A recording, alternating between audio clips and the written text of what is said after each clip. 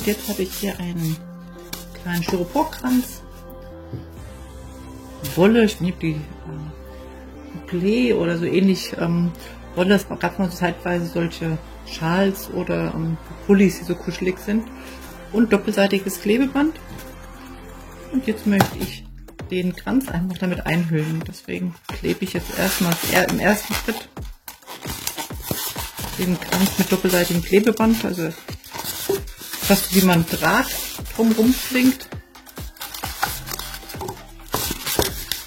Also geht mir einfach darum, dass an verschiedenen Stellen der Halt durch den Kleber erfolgen kann. Und deswegen ist das jetzt nicht zwingend der Vorteil, dass es überall ist und an jeder Stelle, sondern einfach so überall ein bisschen zum Finden, damit man das fixieren kann. So, und jetzt als nächstes wird die Schutzfolie abgezogen. Hier habe ich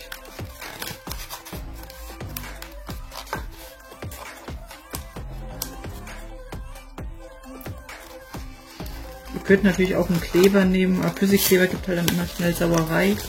Und Heißklebe verträgt sich nicht unbedingt mit Styropor. Also da habe ich mir schon in verschiedenen Sachen auch dann schon mal Löcher reingefressen. Das heißt, wir müssten eigentlich fast warten, wenn der ein bisschen, also der darf nicht so heiß sein, dann hat man Löcher drin. Und bei Flüssigkleber guckt bitte, aber es muss halt Styropor geeignet sein, weil sonst, genau, habt ihr auch den Styroporfraß. Und jetzt geht's los und ich wickel ringsrum die Wolle um den Kranz, bis man kein Styropor mehr sieht.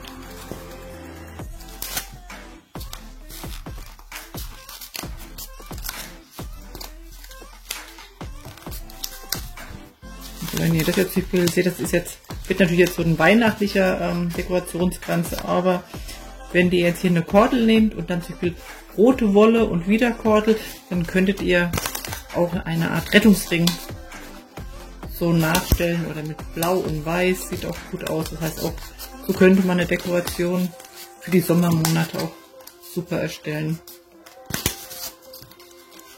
Oder in einem frischen Hellgrün oder Gelb oder Orange kann das auch dann der Kranz fürs Frühling werden, für die Haustür oder was auch immer. Ich weiß mich nur so dieses Creme, ich mag dieses Creme und Weiß gerne für die kommende Winterzeit. Das sieht immer ganz schick und edel aus.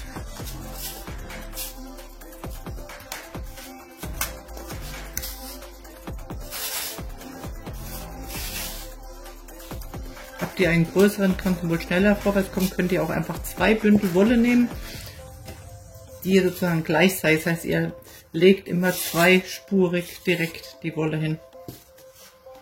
Da das aber jetzt nicht so groß ist, habe ich jetzt keinen zweiten, damit ich nicht 2 halbe Wollknäule nachher habe.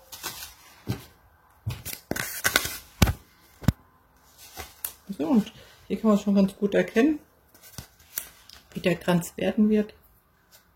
Also schön kuschelig und da er auch leicht ist, ist es ideal, zum Beispiel als Fensterschmuck, wenn man nicht das Problem hat, dass es dann nachher schwer wird und irgendwie von den Saugnäpfen dann runterfällt.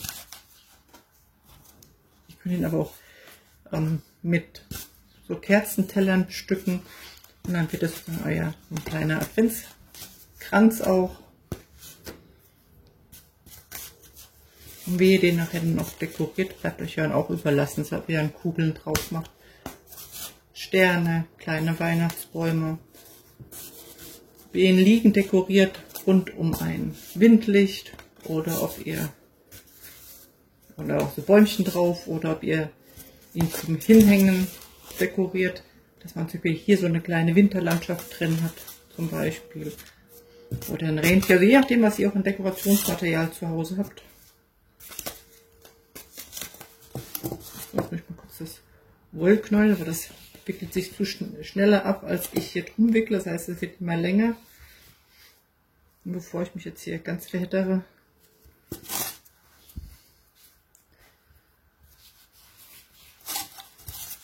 und ihr merkt, Das mit diesem doppelseitigen Klebeband, das ist vollkommen ausreichend, dass es so ein bisschen fixiert ist und man es gut bearbeiten kann.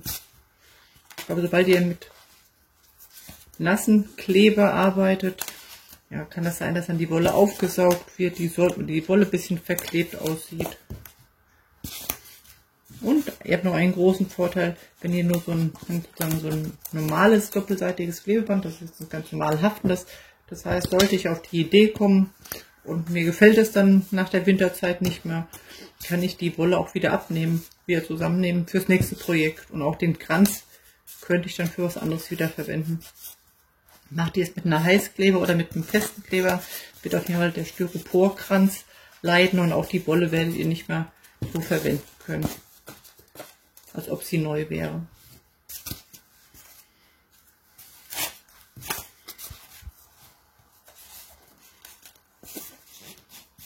Falls ihr so Fan von diesen Stangen seid, diese Zuckerstangen, könntet ihr auch Rot und Weiß gleichzeitig umwickeln oder macht den unteren Teil weiß, den oberen Teil rot.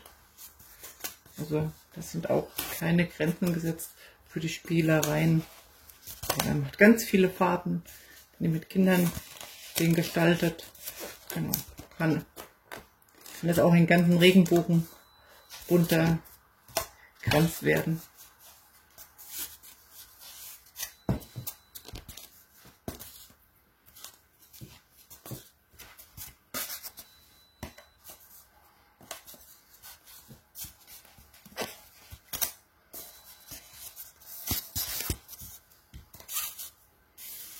Und wem das zu langweilig ist, jetzt einfach so das so drumherum, kann sich auch mit der Wolle vorher die Mühe machen, dass man ja zum Beispiel vorher zu flechten und dann gibt es einfach die geflochtene Wolle, die man da drauf macht. Oder man zwirbelt, ich zeige euch mal, was ich meine damit, wenn ihr Wolle habt und ihr dreht die so ineinander,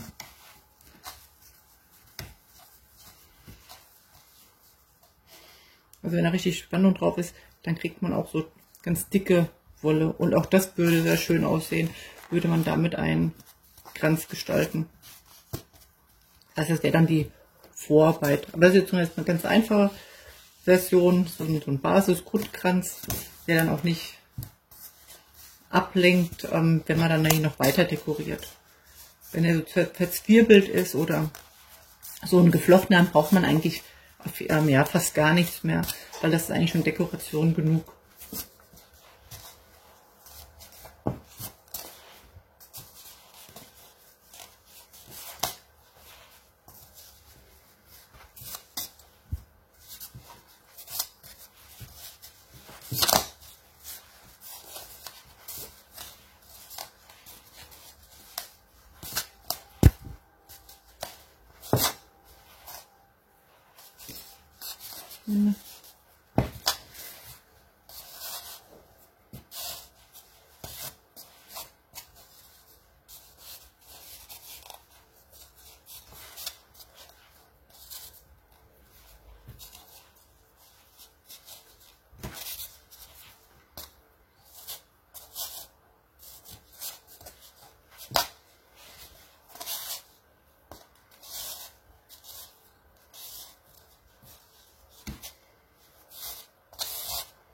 Ihr könnt natürlich auch zwei so Kränze machen, dass ihr einen größeren Styroporkranz nehmt und einen kleineren und die dann nachher übereinander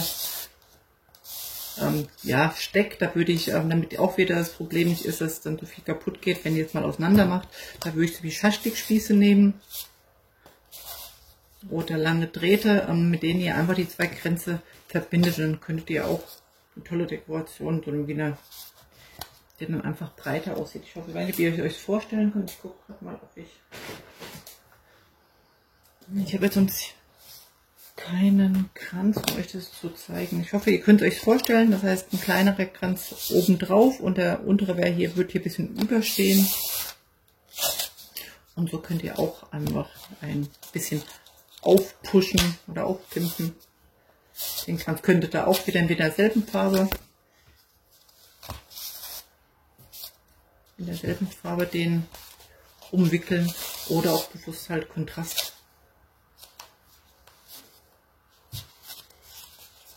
Würde bestimmt auch schön aussehen in so anthrazitfarbener Wolle. Oder so ein modernes Grün.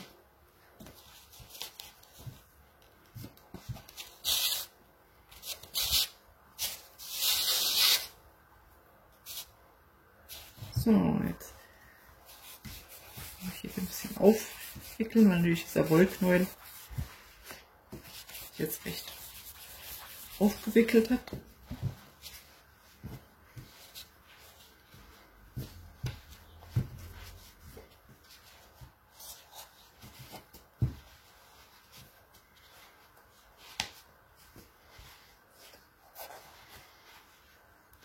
So, und damit jetzt nur zum Schluss muss man jetzt gucken, wie man die beiden Enden, da habe ich jetzt einmal noch ein Stück doppelseitiges Klebeband.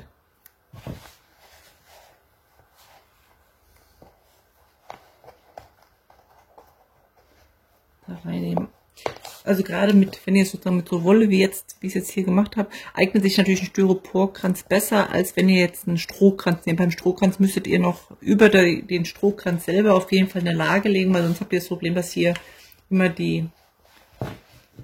das so ein bisschen Stroh rausgucken könnte und das sieht dann einfach, das nimmt den ganzen schicken Effekt dann weg.